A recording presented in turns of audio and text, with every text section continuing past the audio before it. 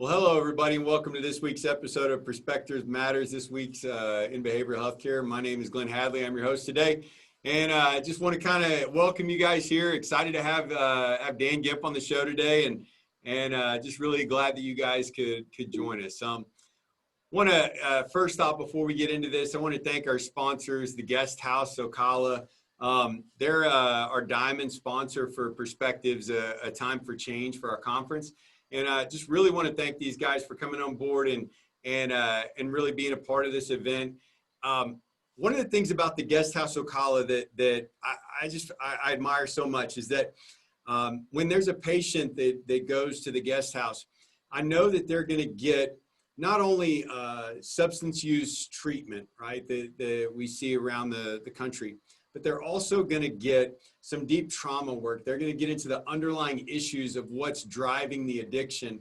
And I see it time and time again, whenever a patient goes in there, when they come out, they really are equipped, not only equipped with the tools to face life sober and to address challenges, but they also have an understanding of what's driving them. And so I really have the utmost respect for the Guest House Ocala and really glad to partner with them on Perspectives, a time for change. So with that, I want to kind of get into our topic today. Today we're gonna talk about Perspectives, a time for change. And my guest on the show today is Dan Gemp. Dan's the CEO of Dreamscape Marketing and partnered with us in this venture. And you know, Dan, I want to welcome you on the show. Glad that you're here. And also, I really can't thank you enough. When COVID hit and we wanted to change the conference to a virtual conference, and you and the team at Dreamscape stepped up and said, of course we'll do it. So I really appreciate that. And thanks for coming on the show today. Well, thanks for having me, Glenn. This is going to be a fun one. I think we're literally going to be adding some perspective today. I was just noticing, I couldn't help but notice, it says that you're having over 30 speakers from around the entire world at this conference.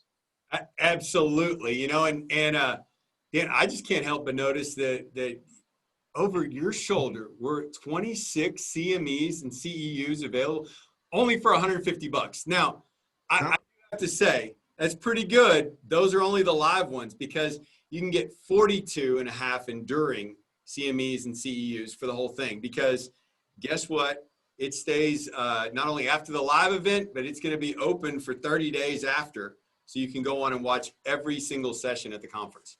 And I imagine they're great, but I don't even need them. And I've got 26 right here next to me. So I hope somebody out there needs these, because they're available to you and you don't have to leave your living room. Absolutely. But before we get into a little bit of like what the nuts and bolts of the conference, I did want to feature a little bit of day two. Last week on the show, we talked about the first day of the conference and what to expect. And I want to go over some of the speakers and the idea behind the second day, and then we'll dig into the nuts and bolts of it a little bit. But the focus on the second day is how we deliver care, whether it's in substance use treatment, whether it's with the family, but it's about how we deliver care. We're also going to focus on compliance issues, which relates to that, and business and ethics as well. And I know that for a lot of our clinicians and therapists out there, people that need these ethics credits for their certification, these can be some of the toughest to get. And so day two is full of them. Know that if you're looking for ethics credits to satisfy your licensure, if you go to Perspectives, a time for change, you will be able to satisfy that. I know most of them need at least 3 ethics credits, and we've got those covered for you. So definitely check that out.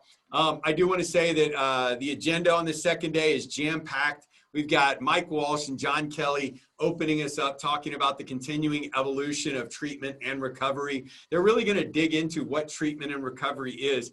And I think that's so important. I talk to families a lot in a lot of work that we're in. And especially newer families, they have a loved one that's struggling with behavioral health care issues, whether it's depression, whether it's substance use, addiction, or anything like that. And they don't know what the next steps are. They don't know what the whole process is. And so anytime we can feature speakers that are going to talk about the whole picture of substance use addiction, behavioral health care issues, and what the whole picture of recovery looks like, we need to do that. And so I'm excited to have those guys there and being a part of it. Tara Holbrook, who's actually here in Boise, Idaho, is one of the nation's world-renowned therapists. She's going to be talking about ethical concerns when working with families. And once again, trying to get that whole picture of treating the whole family, the whole patient, which includes the family. I'm really excited to have Tara present. We're going to have Joanna Conti and Carrie Lynn Baca-Pelfrey that are going to talk about using patient data, like real data, in working with payers to get more days approved. I know that's a struggle for a lot of facilities out there. We're constantly trying to get the data right. Like, how are we going to present this so we can get the patient the help they need? And so they're going to go over that. I'm really excited to have them. Walter Boone, who's been a stalwart for us, who's really come out and talked about the legal implications of what COVID-19 has done to our field. He's leading a roundtable discussion around the current issues facing behavioral health care, not just COVID, but what are we facing as an industry. So excited to have them talk at a really high level. And then one of my heroes in this deal is Dr. Kevin McCauley. And I remember watching his video early on, Pleasure Unwoven.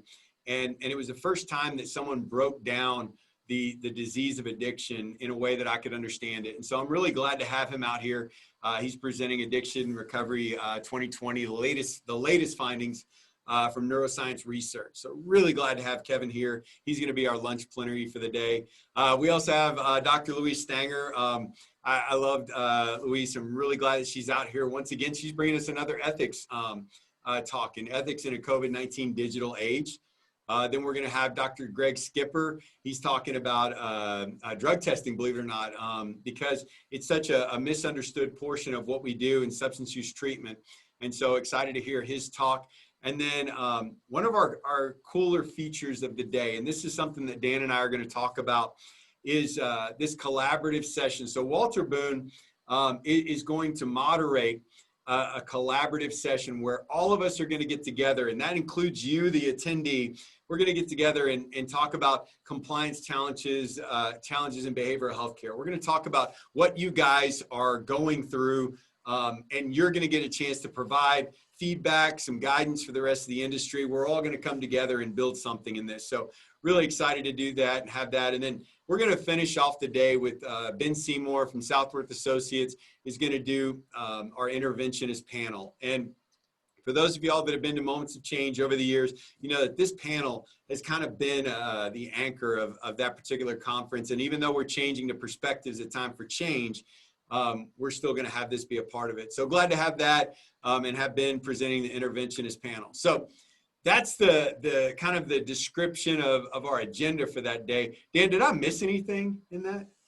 I don't think you could. That's an all-star lineup. These are some of my favorites. I've been on tour at conferences for like a decade now, and this is going to be fantastic. It's a lot of fun, right? And that's just one day of the conference, right? Like if you do that in one day anywhere else, it's its own event, right? I've read some of these people's books. This is celebrities to me. This is cool. Yeah, it's going to be a lot of fun, man. So what I wanted to talk with you a little bit about today on the show is that we've had the opportunity since the onset of COVID to put on a number of virtual events, but also to attend a number of virtual events. And so, what are some of the things that you've seen that you liked with this forum, with the venue of the virtual event? Sure. So I think that the unique factor here is that the whole approach was really that this was built by event and both attendees and exhibitors, right? So I have spoken at a few hundred events, but we've also been vendors and sponsors at a lot, hundreds of events. And when things went virtual, right, we're a marketing group. So I immediately started thinking about, well, how can people have the best experience, right? And still interact with the materials and resources provided by sponsors and exhibitors, right? So there's not just traffic going to get another cup of coffee in an exhibit hall. So I think what's unique here is that this interactivity, all of the tools that have been added to the platform and all of the engagements, there's going to be breakout sessions, but they're going to be face-to-face like we're doing right now, right?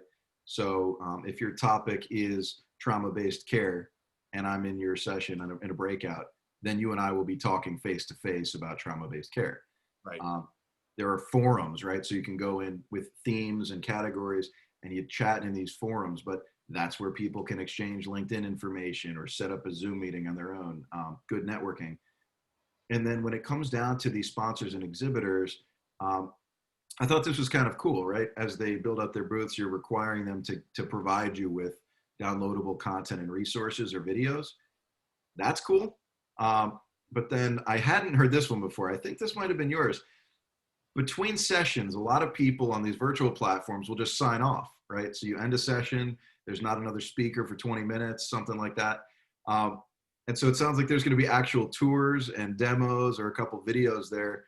I like that a lot, right? That engagement, because otherwise I get bored. I start checking email. So I think that the features, I'll leave it at that, are much more face-to-face, and they're more conducive to actual networking or actual, instead of having to chat all of your questions during the session, you might have a more individualized question or something about your specific treatment center. You can ask that in the breakout session. So it does cover, I think it covers all the bases a little bit more face-to-face than I've seen other virtual events doing.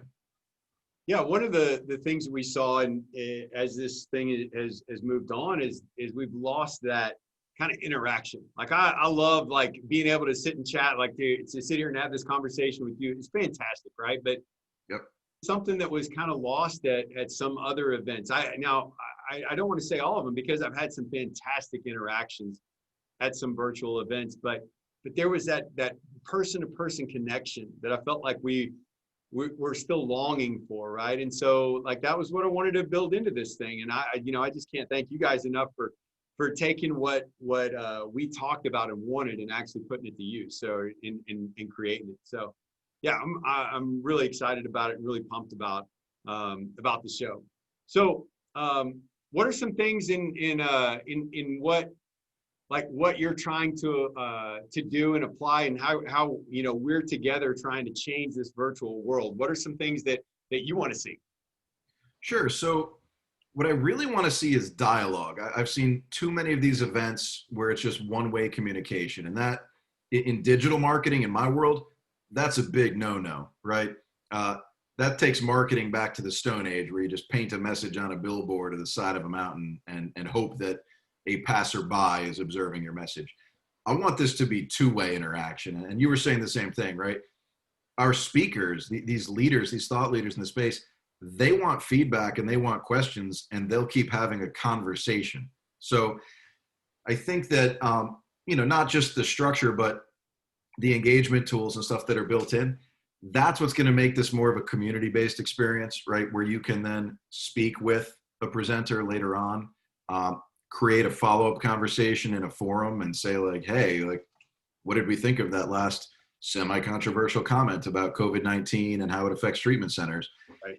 And what I think people need to get used to is there's nothing normal about this. This is the new next is the only term I'm willing to say, because I will not use new normal in my conversations, but there's going to be new models deployed where from now on, even in-person events are going to be hybrid.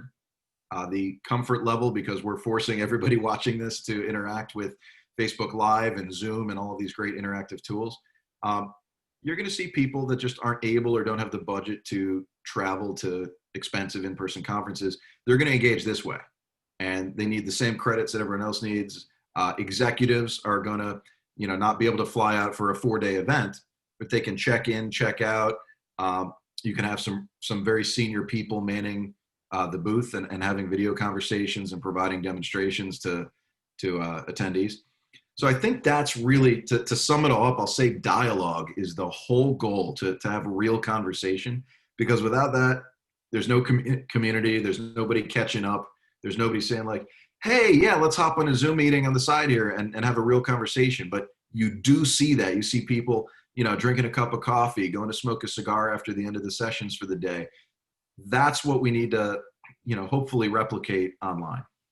Right, and I think that's the key. How many times in the past at an in-person event have you bumped into somebody, right, and started talking with them, and before you know it, like, you've invited them to dinner, you're hanging out, you're hanging out around the fire pit at night, and then you follow up the next day, and before you know it, like you come home, you're like, man, that was amazing. Then you have, you keep doing that, and you end up with a business partner, right? Exactly.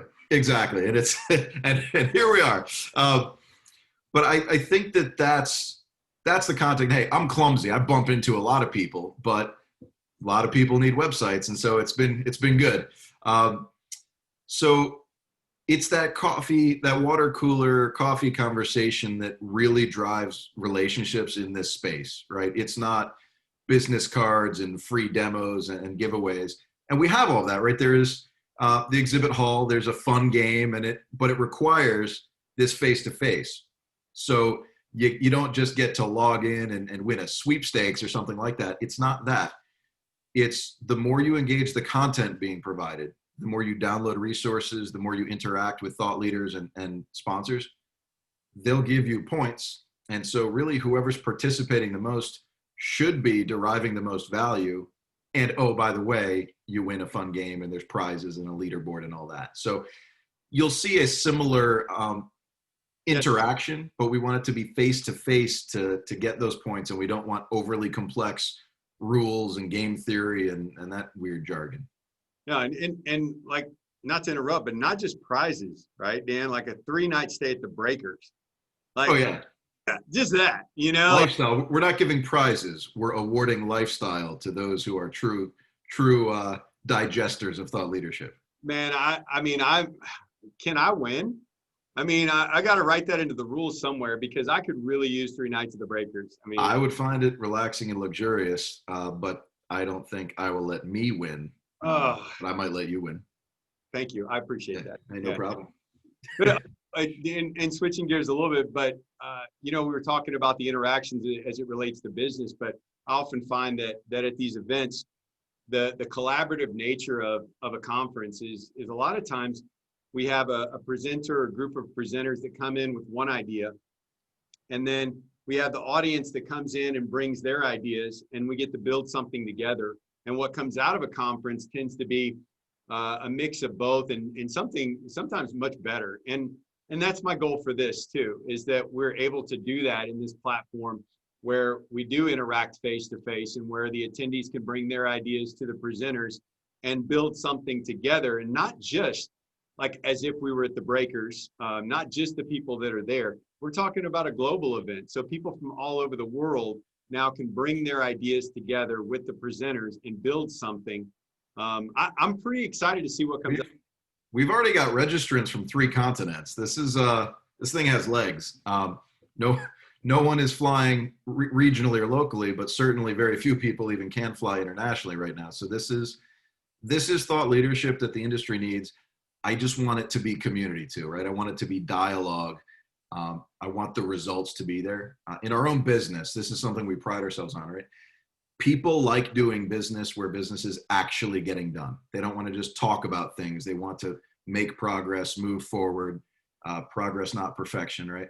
So in this kind of an experience, we need people interacting. We need to hear what challenges they're having with COVID and how they're running their private practices. We need to hear how that differs from larger treatment centers and how they're deploying safety protocols.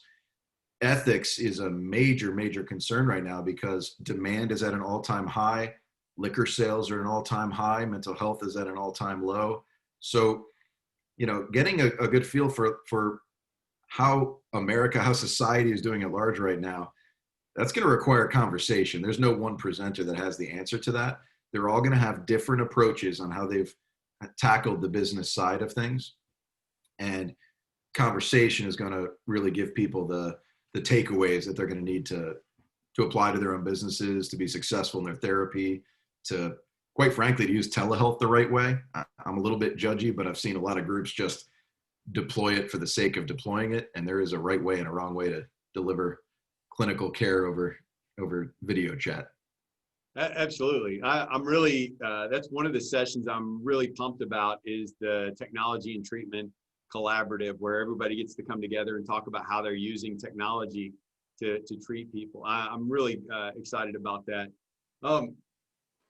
Let's see. So along with that, and along with the new advances that we're doing, one of the things that I find fascinating about this is how accessible it is. So not everybody could afford, I know you mentioned this earlier, not everybody could afford to travel, to take time off, and to go get their certification, get their CMEs and CEUs for this, right? Like, not everybody every single year could take a week off and go to Florida and lose time from their private practice and spend time with us. And oh yeah, by the way, going out to eat all the time and doing that, right? But this, for $150, we get world-class speakers, a tremendous amount of education, and they don't have to leave. So now we are getting a broad spectrum of attendees, whereas before maybe we were only getting a certain portion. Now we can collaborate with the whole market, right? I think that's been really cool. The one thing I've seen at really all the virtual conferences is really high volumes of participation. I've seen a lot of people, but both out of need, right? Everyone needs these credits up here over my shoulder. But really it's a good use of a day as opposed to a 5-day travel event, right? So you can check out the sessions you want to see, still get your work done, attend the next day, check out the sessions you want to see, you're still home for dinner. But that's not as easy to do if you're flying coast to coast or jet lagged, right? You're switching time zones. You and I right now, right? We're 2 or 3 hours apart. I don't even know which, but it's dinner time for me. It's going to be delicious. No kidding. Yeah. So I think a lot of this really is going to be a balancing, right? More people can participate, but what I really love to see is sponsorship, that concept, not just filling an exhibit hall, right? Sponsorship is required to keep that cost down. And we've seen, the large operators in the space, all of the supporters for this event, they've truly supported the community. They picked up the tab that makes this an affordable event, that gets that price down to, $150 instead of having an extra digit on the end. And that's pretty cool to see too. I think it makes it an approachable experience for everybody. So big thank you to all the sponsors. Absolutely. I mean, there's no way that we could put on an event like this without them and without you guys. I just want to close by once again thanking you for being a part of this and really helping with the team at Dreamscape Marketing to come out and to help us put together this virtual events platform to do these events during this time. Without you guys, this doesn't happen. And so I really appreciate that. And is there anything else you wanted to add for the audience before we call it good for today? Other than the fact that it is likely to be the greatest conference in the history of addiction medicine, nothing to really add. Yeah, it's okay. Well, we can leave it at that. I do want to say thank you. You guys and the Southworth team has put together, one heck of a lineup. I think it's going to be really, really, really great content. I've been excited about this for weeks now. So I hope everybody can join us, and thanks for having me, Glenn. Right on, man. Thanks for being on the show. And so look for us next week. We're going to go over the third day of the conference and talk about some of the details for that. But if you want to register for the event, you go to perspectives@timeforchange.com, and you will definitely get the 26 CME CEUs for the live, and you'll get the 42.5 for enduring. So that's a lot of credits out there for you to get to satisfy your licensure. We have over 30 speakers from around the world coming together to make this a fantastic event. So with that, we'll go ahead and sign off for today. Thank you guys so much. And remember, it's just a matter of perspective.